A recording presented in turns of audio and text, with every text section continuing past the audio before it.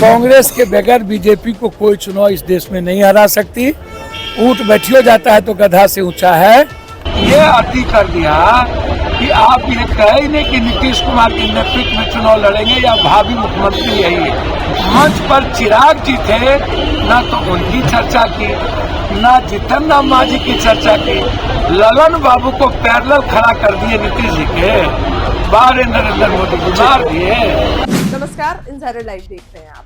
बिहार का पॉलिटिकल मिजाज बीजेपी के खिलाफ रहता है। ये बातें हम नहीं बल्कि पूर्णिया से निर्दलीय सांसद पप्पू यादव बोल रहे हैं। कल नरेंद्र मोदी के बिहार आगमन को लेकर बड़ा कटाक्ष किया है।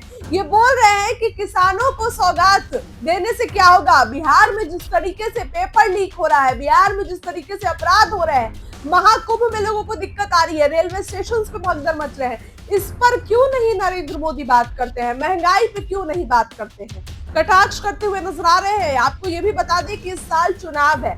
अब चुनाव को लेकर जहां ये चर्चाएं थी कि आरजेडी कांग्रेस अलग अलग चुनाव लड़ेगी, इस पर वो कहे कि ये तो हमारे नेता डिसाइड करेंगे, लेकिन उन्होंने ये भी कह दिया कि कांग्रेस ही बिहार में बीजेपी को हरा सकती है, इसके अलावा कोई नहीं।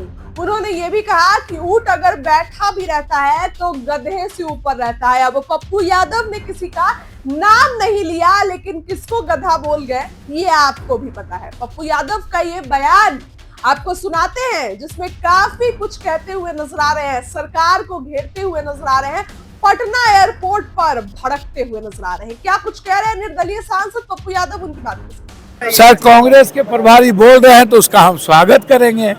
जो वो बोलेंगे हम उसके साथ रहेंगे। प्रभारी के बोलने का मतलब है मेरे नेता का प्रतिनिधित्व करना।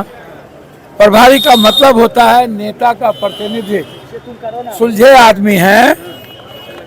आप देखते चलिए, कांग्रेस इस बिहार का विकल्प होगा और सभी जाति धर्म को कांग्रेस ही ले चल सकती है।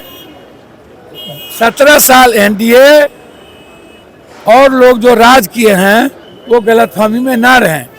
हमारे नेता महासचिव जी ने जो बात कही है हम उनका स्वागत करते हैं।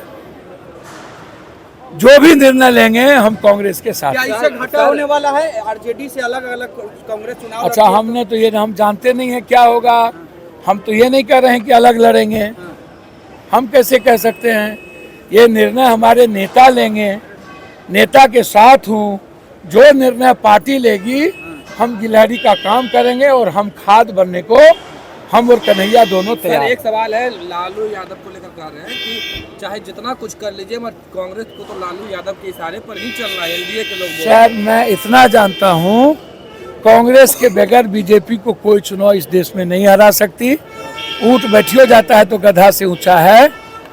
कांग्रेस के कारण ही किसी का रेस्पेक्ट है और एक दूसरे के कारण एक दूसरे का रेस्पेक्ट होता है। यह नहीं कि लालू जी रेस्पेक्टेबल है, वो हमारे बुजुर्ग हैं, पिता की तरह है, नेता हैं, लेकिन याद रखिएगा राहुल जी और प्रियंका गांधी आज एक बड़ी विचारधारा है। कांग्रेस को आप रेस्पेक्ट दीजिएगा तो रेस्पेक्ट पाइएगा। प्रधानमंत्री जी आए हैं, पहली बार भी आए, फिर चुनाव में आए और फिर बिहार को अपमान करके चले गए, बेइज्जत करके चले गए। उनके पास कोई सब्जेक्ट नहीं था। 17 साल वो सरकार में अपनी बात नहीं बोले। 20 साल पहले क्या हुआ, 17 साल से बिहार में क्या होगा इसकी चर्चा नहीं है।